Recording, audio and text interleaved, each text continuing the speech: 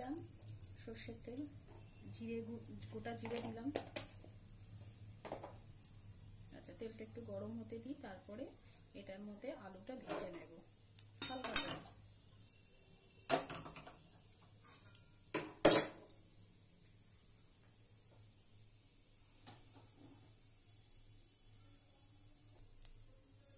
আলুটা দিয়ে দিলাম, সবকটা আলু দিয়ে আস্তে আস্তে হালকা ভেজে নিতে হবে। আলু বয়েল করে নেওয়া যাবে বা এমনি ভেজে নিলে বয়েল করে নিলে তাড়াতাড়ি হয়ে যাবে। এটাকে ভালো করে একটু ভেজে নিতে হবে।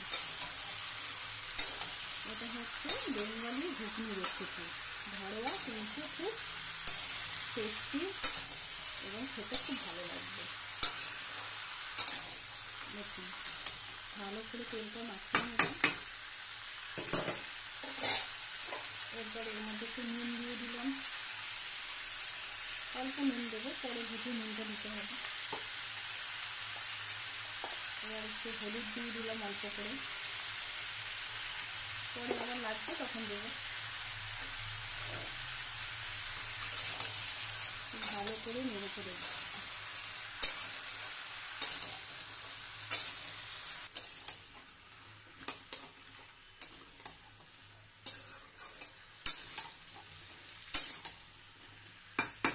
একটু ভাজা ভাজা হতে হবে, আলুটা হালকা হালকা ভাজা হবে, যেহেতু আমি একটু অনেকটা আলু করছি তো ওই জন্য একটু টাইমটা লাগবে। এবার এটা একটু ভাজা হয়ে গেছে হালকা করে। এবার এটাকে আমি বাটির মধ্যে আস্তে আস্তে ঢেলে দিলাম।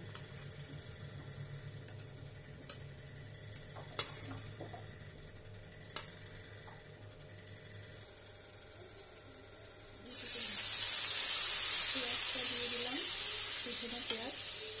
কুচনো পেঁয়াজটা একটু ভাজা ভাজা করতে হবে। কুচনো পেঁয়াজটা একটু ভাজা ভাজা করতে হবে, লাল করে একটু ভেজে নিতে হবে।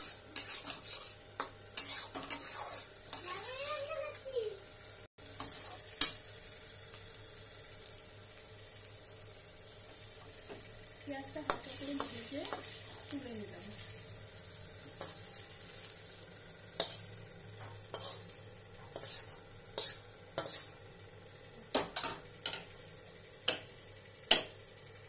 ঠিক আছে, এইবার আবার তেল দিয়ে দিলাম। তেলটা দিয়ে এখানে যে বসাম একটু আগে আদা রসুন পেস্ট করে রেখেছিলাম, সেটা আমি এর মধ্যে দিয়ে দিলাম।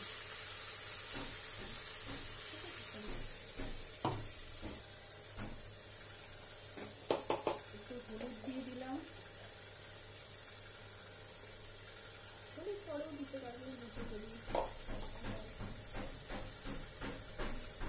এই যে জিরে মশলাটার মধ্যে সব একবারেই দিয়ে দেবো। একটু ধনের গুঁড়ো দিয়ে দিলাম, একটু চিনি দিয়ে দিলাম,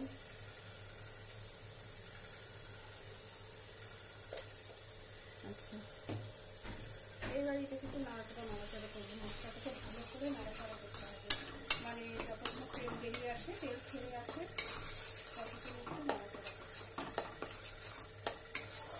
মশলাটাকে ভালো করে কষাতে হবে। আর একটু হলুদ দিয়ে দিই।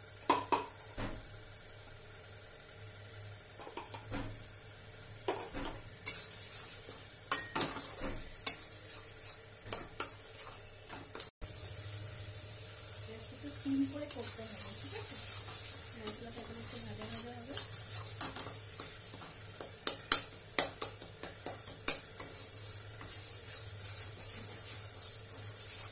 মশলাটাকে ভালো করে কষাতে হবে।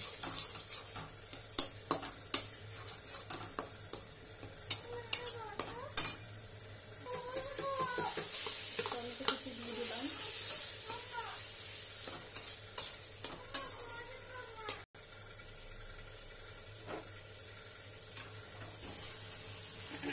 আলুগুলো সব দিয়ে দিলাম।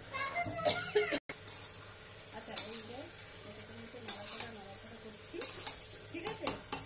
আচ্ছা এর মধ্যে আমি একটু মটরটা এবার, ঠিক আছে, এটা বয়েল করা মটর সেদ্ধ করে নিয়েছি আগে কুকারে। আচ্ছা এবার আমরা ভালো করে ওই বয়েল করা মটরটার সঙ্গে আলুটাকে মশলাগুলোর সঙ্গে মিক্স করে নেব ভালো করে। এটা একটু হতে থাকুক।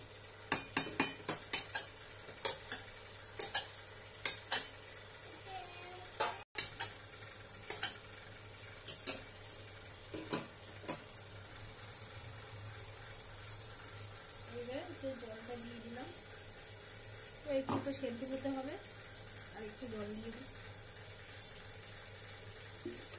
ঠিক আছে। এবার আলুটা যতক্ষণ সেদ্ধ হবে, মটরটা তো বয়েল করেই নিয়েছিলাম আমি, আলুটা বয়েল করে নিই।